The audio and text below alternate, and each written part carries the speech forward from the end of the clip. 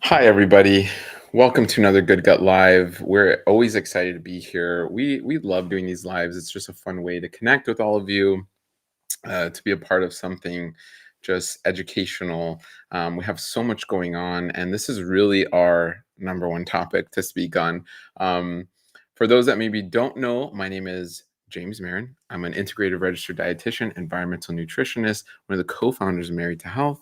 I'm Delia Marin. I'm an integrative dietitian, certified gastrointestinal nutritionist, one of the co-founders also of Married to Health, which is an integrative practice of dietitian nutritionists. So we're here to help you and your fam heal with each meal. That is our mission every single day. And certainly when it comes to SIBO IBS, at least that's my specialty. That's my bread and butter. We do have 8 dietitians total in our practice, and not everybody talks about the gut.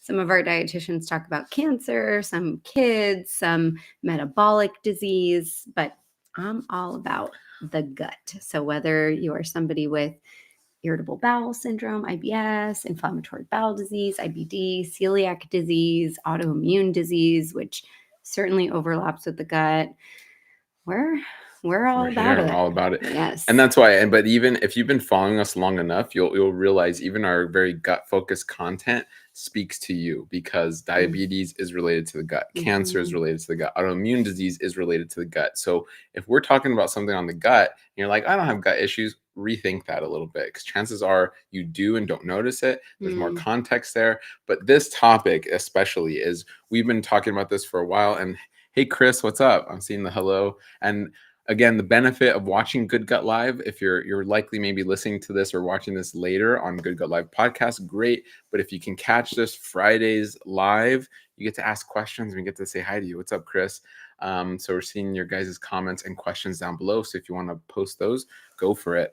We're always welcome to answer, and we love answering your questions. So, but the topic today is, if you've been with us for a while, we are all about plants helping IBS and SIBO, and that has been counter the narrative for a while, because so many out there are going, plants are terrible for the gut, and so many SIBO, IBS, even like IBD, so we're getting like Crohn's and colitis, tell you eat less fiber, don't eat plants. So we've been talking about this for a while. Yeah, and we get it. We get why they say that. We get it. And so that's what we want to dive into today. So we're gonna just reiterate, maybe give updates, give some of the latest and greatest of what's going on in our practice, what we're seeing in research, answer questions, and just get into it, because we are all about plants truly helping you get to the root of what's going on. Plants truly helping to repair tight junctions, repair your mucosa, help with what we talk about, population, function, and structure of the gut. Those 3 main areas. Everything kind of points to plants helping with all those, plants truly being the root to repairing a lot of those things that we're seeing that are in need of repair. So we're excited to get into this. This is our jam. Because we like talking about that, right? James calls it the population, function, and whatever else. Structure. He's fancy words. I like to say the balance of the bugs, right. the flow of the bugs in the gut, the barrier or the house for the bugs. Yep. We do know, and there's so much data that confirms that plants are essential to all 3 of those main portions of the gut functioning extremely thoroughly. And again, you may yourself have experienced, when I eat fewer plants, my symptoms are better. Therefore, plants cause everything that I have going on. Or you may have a cousin or a coworker or someone who's like, yes, I went keto, I went carnivore, and my bloating stopped, and my gas stopped, and my diarrhea stopped. It seems like a solution to cut out the plants. But what we like to say, our plants are kind of just revealing what's there, right? Plants are not going to cause those symptoms. Plants will just perhaps feed the bugs that are causing those symptoms. So just like your body prefers those plants for fuel when it can break them down and digest them in a healthy way and in a streamlined way, if everything is in balance, your bugs like the same thing. So they want to feel great. They want to stay strong. they don't want to leave you, whether they're bugs that belong there and they're in the right balance there, or they don't belong there and they're in the wrong balance in your body. Yes. These bugs like the plants as well. So, we've talked about gut debt, and, James can kind of speak to that analogy further, but really that's what happens when someone says, I feel better without plants. And, Right. James, you can kind of explain what gut debt is and how people get in that gut debt that we kind of talk about. Yeah, so the story of this is really we see and we help our patients understand that a lot of times this could have happened way before you were even born, right? We get into your great grandma, your grandma, your mom, they're already racking up the gut debt for you. And it's true like in actual debt, like finances, right? We can come from families where, oh wow, I have this trust fund and we have all these properties and I'm well taken care of, and you're born into this wealthy family. Great. Uh, Many of us are not, right? And so it can also be true for health, where maybe you are born into a financially wealthy family, but maybe not a healthy family, even, right? With actual physical health, microbial wealth in a way, right? But so in this analogy, it works really well because in the same way you can be born into a family where you don't have a trust fund and you don't have that wealth, the same can be true for your microbial and gut health, where your grandma and your mom have been hard at work, really kind of destroying their inner ecosystem, their gut microbiome, these healthy bugs that make us who we are and keep us healthy and strong. And so what we call that is transgenerational effects. This can be then passed on to you in utero, in birth, right? In your birth, in your birthday, happy birthday, here's your gift, IBS, right? We see this in studies where mothers can pass along a microbiome that is more prone to IBS, to Crohn's, to colitis, to even just, even we're seeing metabolic issues, right? So across the board disease. And so you're already starting off in debt. But then our life, I had a life that was making me in microbial debt and gut debt, which was hyper processed food and a sedentary lifestyle and family trauma and all these things that just rack on the debt. And then we go on TikTok and social media and it's like broccoli's bad, cabbage is bad. And it's like, well, given the context of this gut debt, yeah, these healthy foods that maybe you haven't been eating, or these fermented foods that you've never really eaten in the modern age of our society, you're like, oh, those hurt my stomach. Well, it's because you have this debt. And so the analogy of actual debt is what a lot of people tend to do when they have a lot of debt is they start getting letters in the mail and emails and phone calls like, hey, pay your debt. And that's what your symptoms are. The stomach aches and the diarrhea and the constipation is like your body going, hey, pay your bills. You have debt. Get this taken care of. What we like to do is go, let's just rip up the letters. Let's change our phone number. Let's move even if we have to, right? To avoid these calls that these symptoms are going, hey, help me, help me, help me, pay me, pay me, pay me.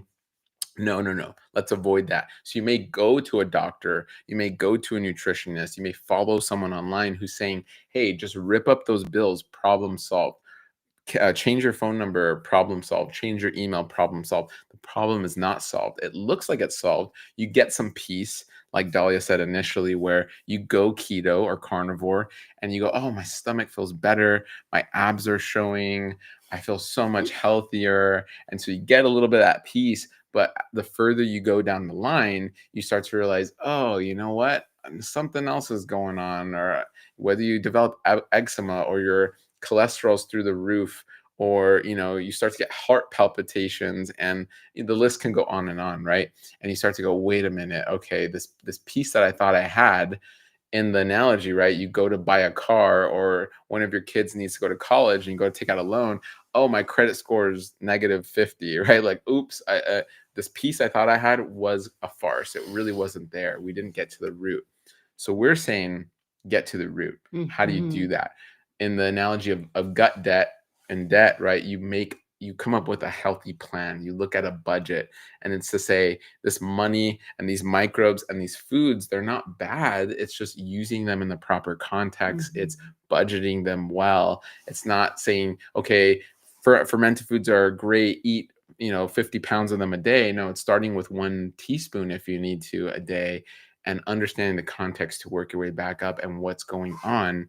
And then you can kind of go from there and succeed. So, and sometimes it's not even necessarily starting with the food.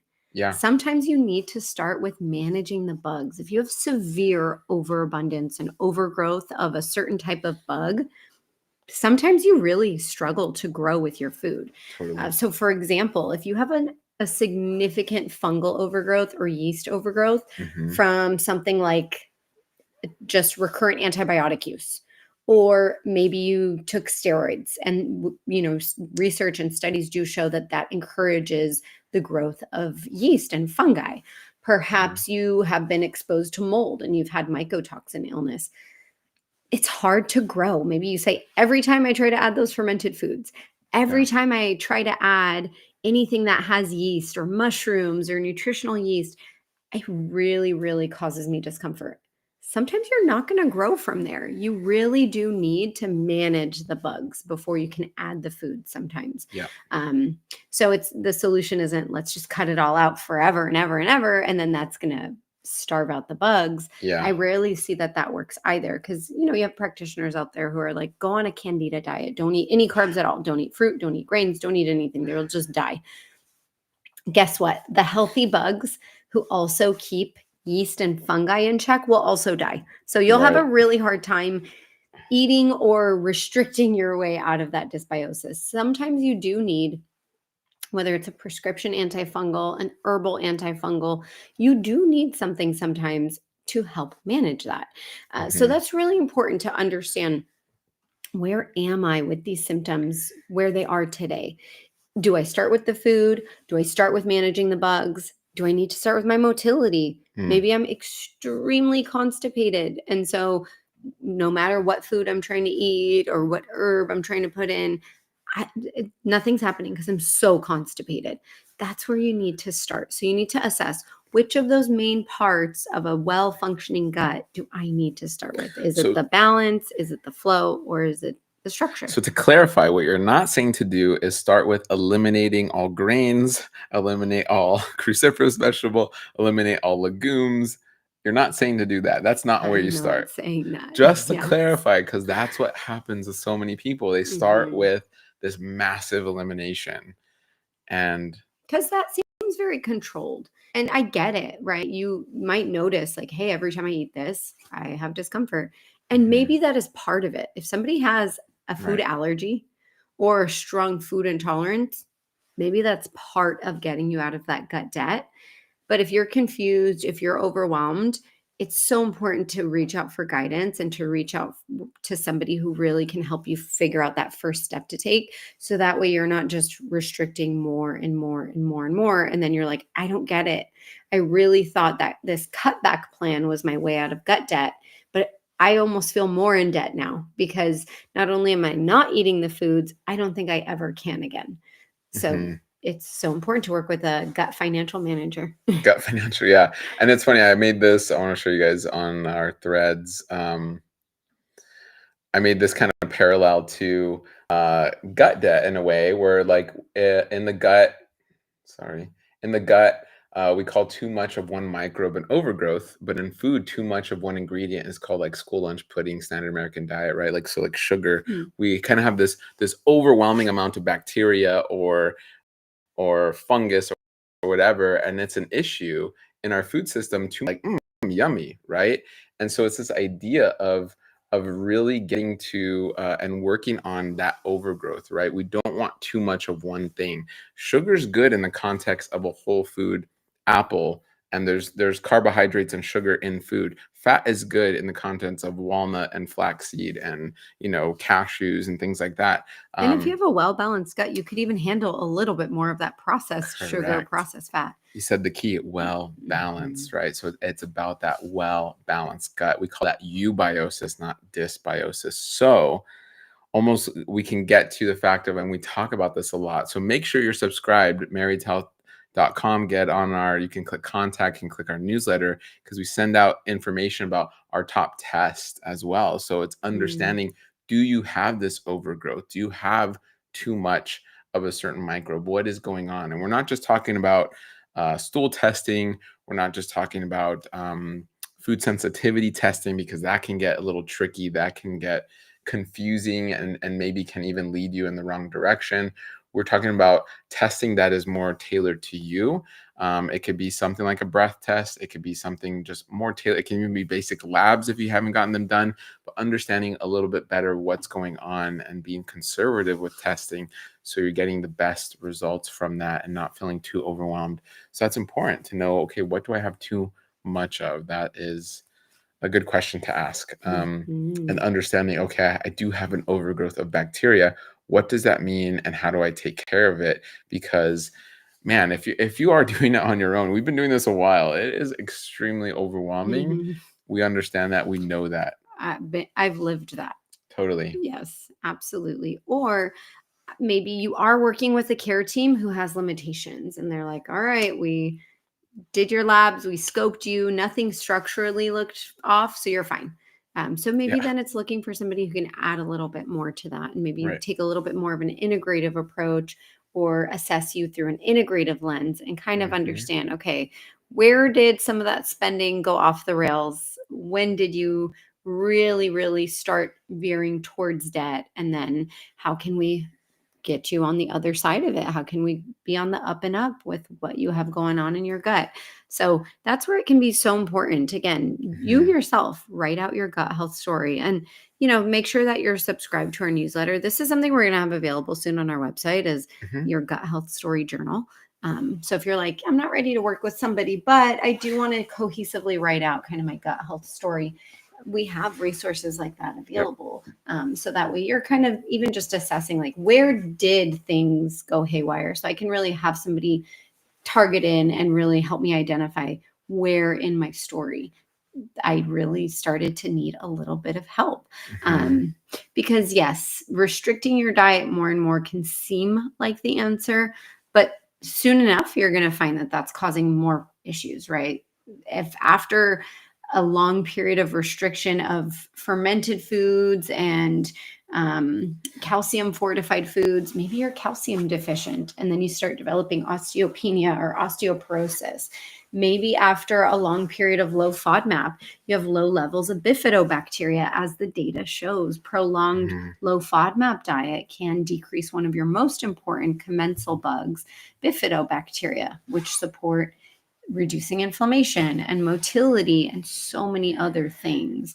Maybe you are restricting those sulfury foods for months and months and months on end. And then that starts affecting your liver because you need those sulfury foods to make your master antioxidant, glutathione. So it can seem like a solution, but restricting is seldom a long-term viable plan. And so it sounds like what you're saying, Dahlia, then is restricting these plant foods essentially blocks what you need. Or why? Mhm. Let's get into that because I want to touch on that a little bit more in depth. Like, why is restricting plant foods not a good idea? You touched on some there where it's like, Mhm. okay, so it decreases species of microbes that are helpful. It Mhm. decreases To the balance. nutrients, Mhm. right? And that your body can get, whether it's for your liver or your pancreas or other organ systems, right? So it's like, Mhm. why is that? Well, you're losing out, right? There's a net positive to eating plants. And when you eliminate too many of them, you're missing out, right? And I would say a Mhm. big one, which is really cool to point to. I want to show you guys this. And for those just listening, I'm showing a graphic from a really cool study done. The study is on a dietary fiber deprived gut microbiota degrades the colonic mucus barrier and enhances pathogen susceptibility. So, long story short, what this does, and I want to, oh no, I missed it. Okay. Um, Here we go. For those of us listening, we're looking at a graphic of essentially a mucosal layer. Like it's a cartoon graphic, and you have this layer of mucus in your colon that protects your mucus. And Mhm. so when you are not eating enough fiber, that layer of mucus is becoming slowly degraded. It's being eaten away. Mhm. So when you're not eating enough fiber, and studies like this is a really well done study. There's other studies to show this in many different ways, but essentially when you're not eating enough fiber from plant foods, the pathogenic microbes increase and they like to eat the mucus. They like to eat your cells. They're almost carnivorous in some ways, in some aspects, but essentially, if you're not giving them the substrate they need to eat, if you're not feeding them, they're going to eat you. And you start to, over time, have a weaker mucosal layer. It then opens you up to your actual cells being degraded, and you get this leakiness. This is really one of the biggest pathways to this gut hyperpermeability, or what we call leaky gut. So that in and of itself is a massive reason to eat your plants, right? That is like eating plants or avoiding plants is not a long-term solution. Avoiding plants is not the way to go. Again, it may feel good, but long-term, you are doing damage that you're not really going to feel right away. You're not going to feel these microbes eating your mucosal layer at first, right? We're not going to be like, ow, my mucosal layer. No, we don't feel that. But given enough time, and that's where we see a lot of these people on diets that aren't sustainable. It's about 6 months, some 3 months, some can last years. And again, don't believe everything you hear online where you think someone, well, they've been doing this for 10 years. Like, have they really? And that's where you're seeing a lot of these people who are on, let's say, a no carb or like a no vegetable diet. They are adding back, oh, I'm adding some fruit, I'm adding some honey now, they're adding these fibers and carbohydrates back in because they're feeling it. They actually feel like, okay, I actually need these things because what's happening is not sustainable. What's happening is not the way I want to go. So very, very important. So those are some of the reasons why. So that tells us that plants are essential to not only the balance of the bugs, but the barrier, the home of the bugs as well. And then certainly it's known that fiber helps with that flow of the bugs. So if someone's constipated, they very likely aren't getting enough fiber. Sometimes diarrhea is caused by not getting in enough fiber. When there's slow motility, the colon kind of just will pull in water to wash everything out. So that balance of fiber is so important. And that balance of types of fiber too, right? You have that broom type of insoluble fiber that pushes things through. Then you have that mop type of soluble fiber that kind of drinks up water, hydrating the stool. So fiber is the key. Again, if there are 3 major functioning portions of the gut and fiber is key for all of them, cutting out fiber or types of fiber, whether it's fermentable FODMAPs, fermentable sulfur, histamines, it's not a long-term solution. We really need to identify where in these different areas of the gut did things go awry. Did somebody have an accident or a surgery or something that impeded their motility? Maybe they have significant scar tissue in their intestinal lining, or they have an upper cervical spine injury, and that's affected motility.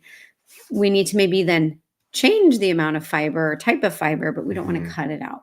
If somebody's maybe missing a portion of their small or large intestine, again, maybe we need to change how much fiber or give tools to digest the fiber better, like specific enzymes, but we don't want to cut it out.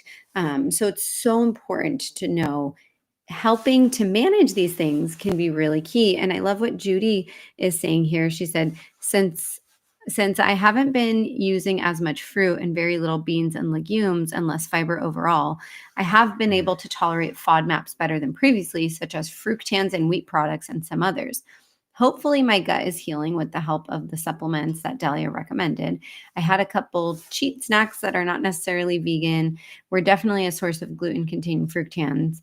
I'm trying another whole food day today again with half an apple that I previously could not tolerate. So yeah, Judy is being really selective in, okay, this might be a necessary medical nutrition therapy at this time. And it's helping her tolerate more foods. But if Judy was saying, I've been doing this, which some people do, they come to us and they're like, my gastro put me on a low FODMAP diet. I researched myself a low FODMAP diet, but the diet alone, the restrictive diet alone, is not helping me tolerate more foods. So Judy's using it in a very selective way where she's finding actually now she is tolerating wheat better. She's tolerating this half an apple better where she couldn't before.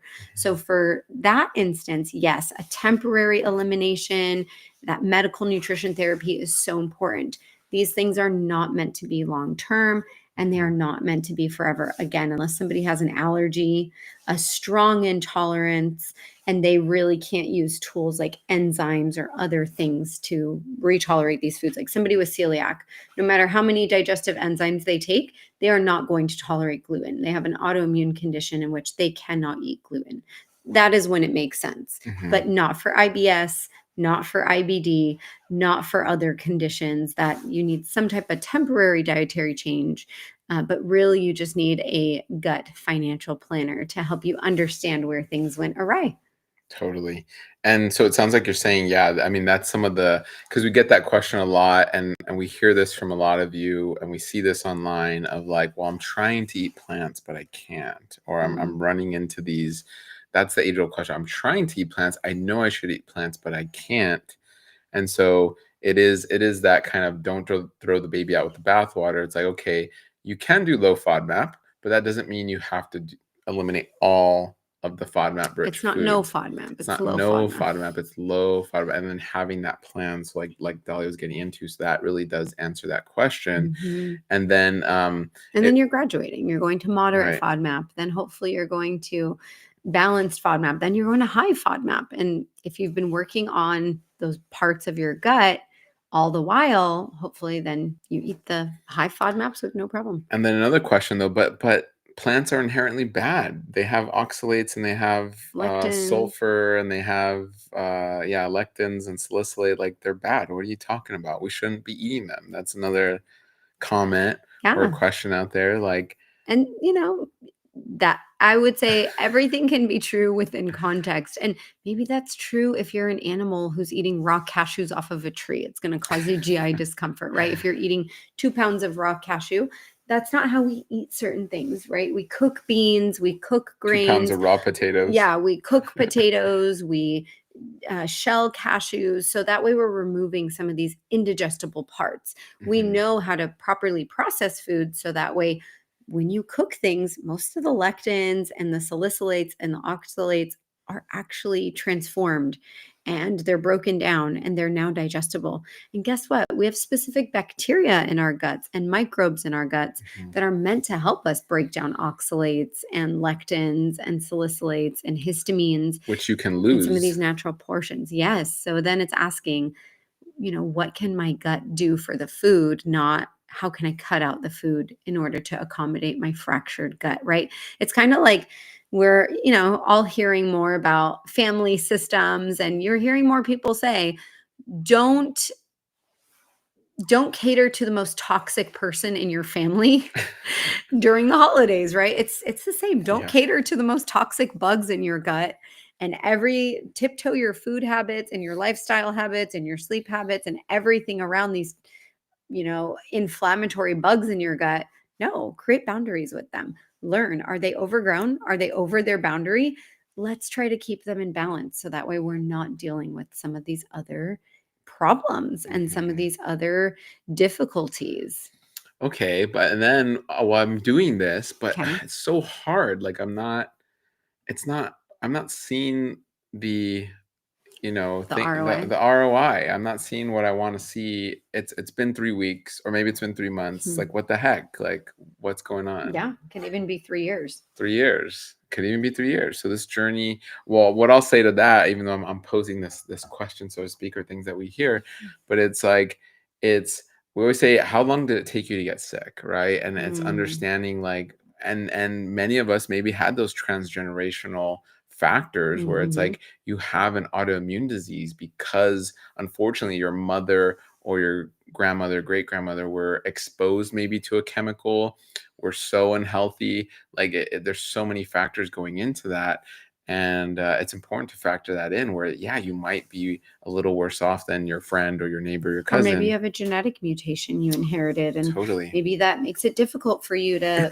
absorb B vitamins, which are important for motility and decreasing inflammation. Or Mhm. maybe you have a vitamin D receptor mutation, and you have a higher amount of inflammation because of it, because maybe you're not correcting that appropriately. Mhm. Um, so yeah, I completely agree. Some people have a more involved and large onion. Yep. And I can say that from experience. I had gut issues for decades, Mhm. literal decades. Yeah. So I couldn't expect that my gut journey was going to be a few months. Unreasonable, right? Yeah. I had so many factors that impacted my gut health. It took me years to get to a place where I am today, where I'm like, more often than not, I feel amazing. My gut flare days are few and far in between. And I really know that it's when we go out to eat 5 times in a single week, which is very rare, Very right? But it rare. happens. I know something like that will set Yeah. off my gut. Or I know we traveled and I'm dehydrated and we keep going out to eat. Like something like that is going to set off my gut, but no I'm longer. stressing Dahlia out. Yeah.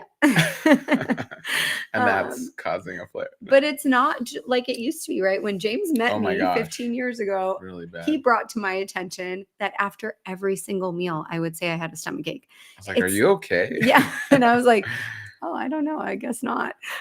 Which speaks to that earlier point of like, you may not even know what's normal, Yes, right? that was my norm. That was her normal, is to be I honestly sick. asked him before, and I was already a dietitian. I wasn't a gut health dietitian, but I was a dietitian. And I was like, do you have like formed stool? Because I never That's when our do. relationship got very Yeah, we got I very really close. was like, my stool is never formed. I haven't had formed stool for like a And I decade. was like, what? Yes, and it just was Yes. abnormal to me. So my journey was not going to be a short one, right? I needed to peel back multiple layers to my proverbial gut onion because so many courses of antibiotics had Yeah.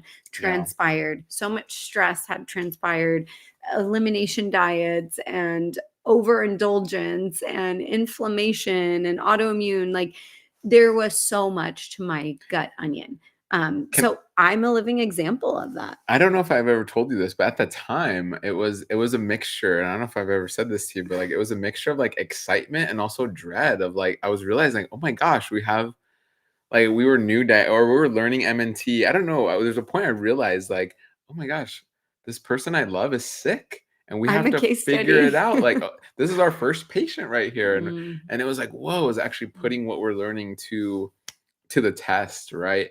And going like, oh my gosh, someone I really love is sick. And I felt this massive passion. This is where it really just, and there was a layer of excitement. The nerd in me was like PubMed and like, oh, and Thanks. she knows anything that would happen to her mom PubMed and like looking it up. And we're really trying to figure this out. And that's why we're here today. But Yeah. it's like, wow, it was exciting in some ways, but it's also, you feel that dread of like, man, someone I love is sick and we don't really know what to do. There's not really a protocol yet out there for this, at least Mm. at that time. Or Mhm. at the time, again, we talk about the low residue diet, which is like eliminate fiber and blah, blah, which is like, that doesn't seem right. Or it was, we've been plant-based for a long time, like 13 years. Going And on 14.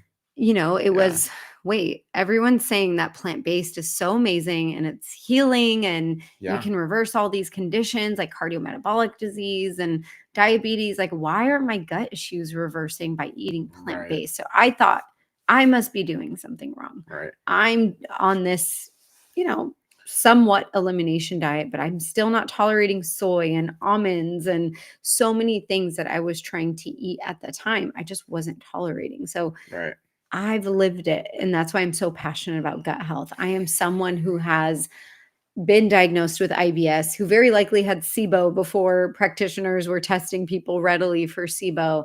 I have an autoimmune disease. Like I've lived it, and that's why we're so passionate about it. But again, my own onion, it was a big, robust onion, and it Yeah. took me years and many different pathways to really be able to heal my onion. Hmm. And so different layers can be involved. Like some patients ask, why isn't it just one course of rifaximin and neomycin that healed me, or herbs, or whatever it is?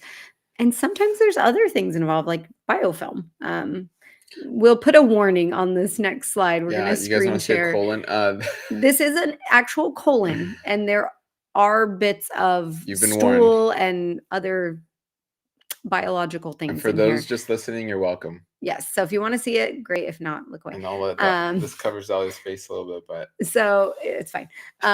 So this is something I really like talking about with my patients. If they've had a colonoscopy done, I always ask for them to send me the images because you see here in the bottom left, that pink colon under that kind of after picture.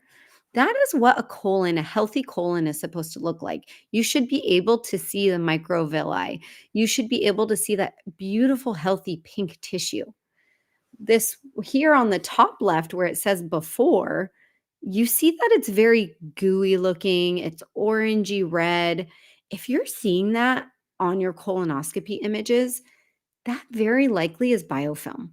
And biofilm is this thick matrix of what's called polysaccharide. So it has a combination of different types of carbohydrates. There are proteins in there, there are fats, there are also vitamins and minerals like iron. We have seen in data that things like calcium and vitamin D are incorporated into this biofilm, this lipopolysaccharide matrix. And it's kind of this protective coating that these opportunistic bugs create around themselves, because you might have been a really comfortable home for them and their family for generations, for like 10 years. They don't want to leave. So sometimes even doing things like a colonoscopy They prep. built a duplex. Exactly. And if you've had a colonoscopy prep, you think there's nothing left, right? I pooped until my poop was clear water. There's nothing left in there. This embeds itself into your actual mucosal barrier. So that mucus layer that James showed in an earlier slide, although it was a cartoon, studies show this builds itself and adheres itself into your mucosal barrier.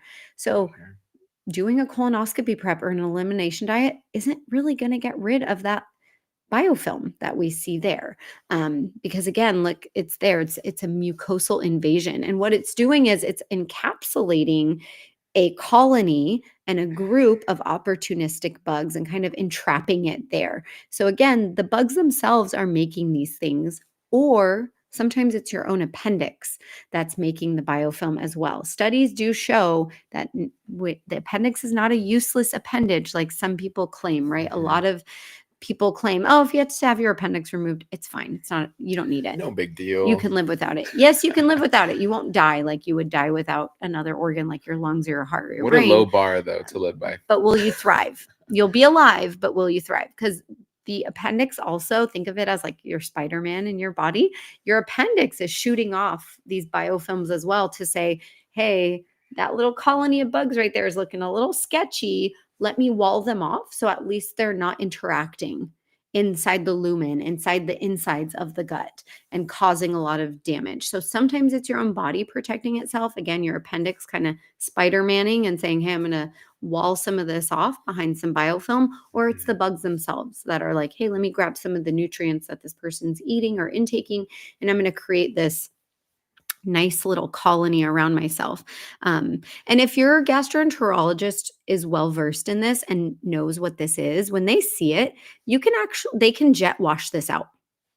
So they can take a strong current of water that's not going to damage that delicate layer of your gut, but they can actually wash this off. For those just listening, we're looking at like a gooey red kind of so where it says before wall. So the ileum is the last part of the small intestine. The cecum is the first part of the large intestine. Studies show this is the most common place you're going to find biofilm. So if you've ever had a colonoscopy, go into your portal, find your pictures, and see if your colon or the end of your small intestine, which most of the time they go into the ileum, they go into the end of the small intestine during colonoscopy.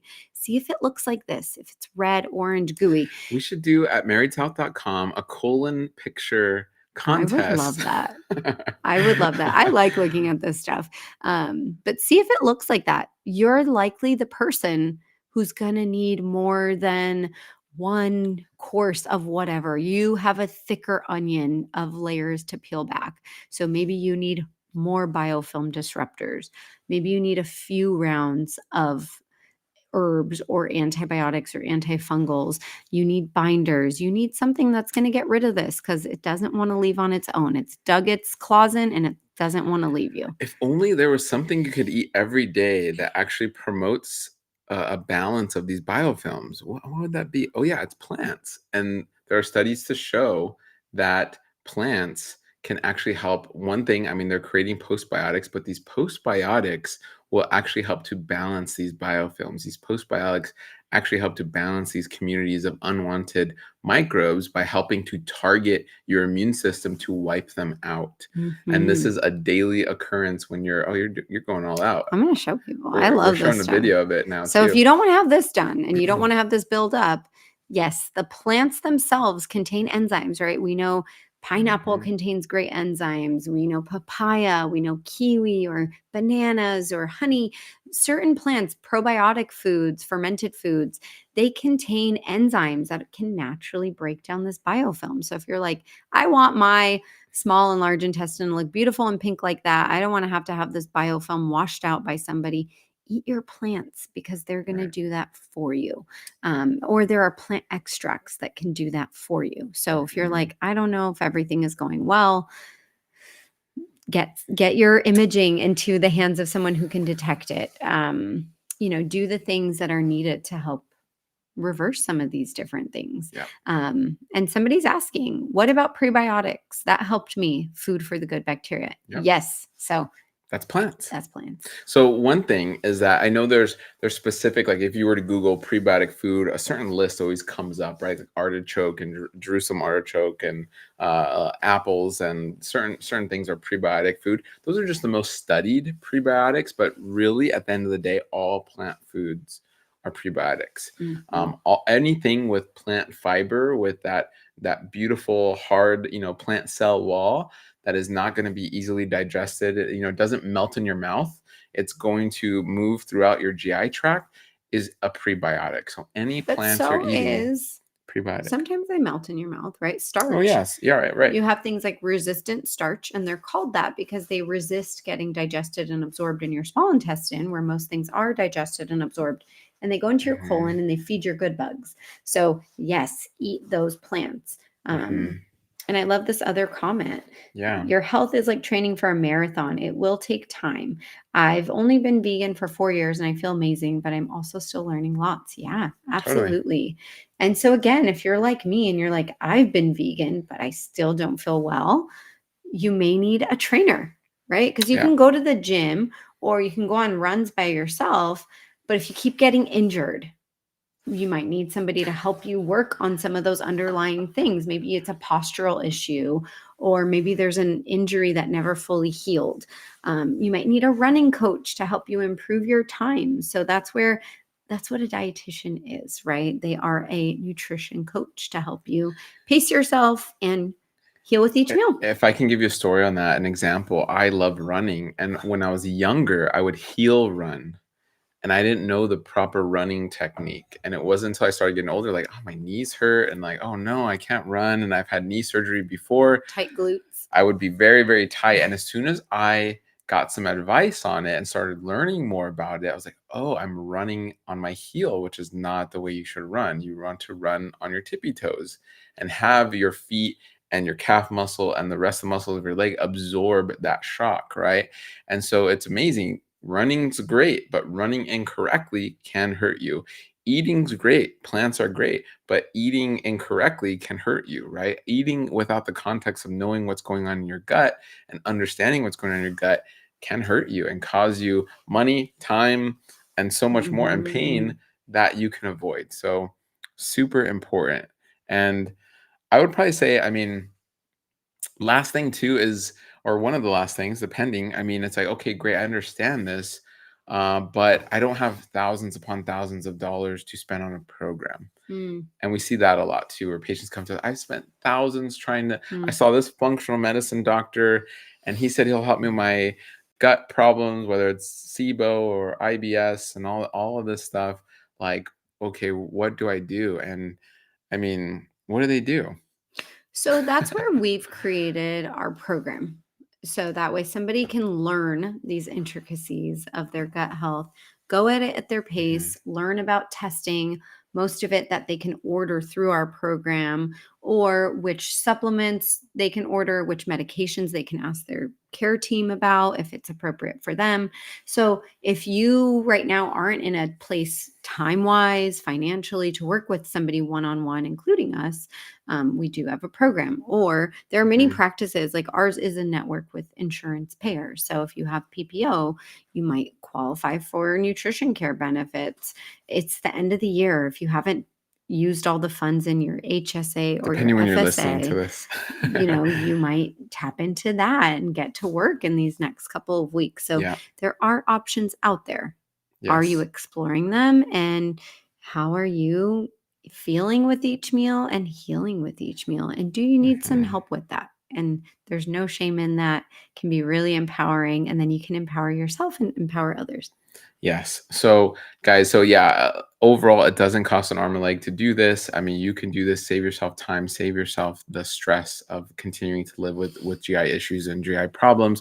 We're really excited. If you're listening to this live or later on the Good Gut Live podcast, make sure you're connecting with us at marytalk.com. We're going to do an in-person event in 2025. So we're very excited about that. Not only is it an in-person event, it's on a regenerative farm where we're getting into the details of gut health as it connects to soil health, microbial health, the food you're eating, plant-based eating, gluten-free, regenerative eating, fermenting foods, growing foods, healthy families, zero waste lifestyle. Like we're getting into all of these really cool avenues from experts who are not only working in it, but experts in it, and really providing resources to others wanting to do the of same. how to do it. So we wanted to create something in person where it's not just like, hey, come to this hotel in this air-conditioned room and hear people speak. It is, and then you have information overload that you walk away with. and then you're like, what now? No, it is, okay, you're going to have an experience and learn outside the how in nature, to. forest bathing or nature bathing, Nature bath. For farm sure. bathing. Farm bathing. I like it. That's the newest thing. Dahlia created it. So we're very excited. So make sure you connect to marytalk.com to learn more about everything we're talking about one-on-one, about programs, about in-person events we have coming up. You can find it all at marytalk.com. So hopefully, if you're someone who's like, someone keeps telling me, yeah, plants are terrible, send them this podcast, send them this video, tag them down below. Let us know in the comments down below what you want to hear about next, what's something you're maybe hearing about from friends, family, or just people online. Make sure you like, subscribe, and follow. Leave us a review, all that good stuff, and we appreciate it so much. So yes, as always, have a wonderful rest of your weekend, this week. is probably one of our last lives of the year. Well, depending when you're listening, but yeah, we're coming up on. Well, this is part of season 2 of Good Gut Live. If you're listening live, yeah, we're recording this towards the end of the year, so we're excited. We're excited to move into 2025. And for those listening, maybe you're listening to this later and you're already into 2025, but it's just begun. So we're really excited. It's going to be a great year. We hope that this year brings you immense gut healing. You get out of your gut debt. You become a gut billionaire and you start to feel A gut billionaire. absolutely Who needs incredible. crypto billionaire? You need to be a gut billionaire. I'd honestly take it over $1 billion. Again, being somebody who had immense gut debt, all the money in the world can't make you feel good. So join me on the other side of your gut issues. And if you need help getting there, I'm happy to be a guide. We have dietitians ready. We have free resources on our website if you're just wanting to read blogs or download our free ebook. So check out our ecosystem at Married to Health. But we hope that this just empowers you, helps you really know eliminate dieting out of your symptoms is not kind of a long-term solution. You do want somebody on your team who can help you understand how you got in debt, help you really see and lay out all of your debt, help you get out of it, and just help you thrive and grow and live in abundance. All right, everybody. Until next time, thank you so much. Here with each meal.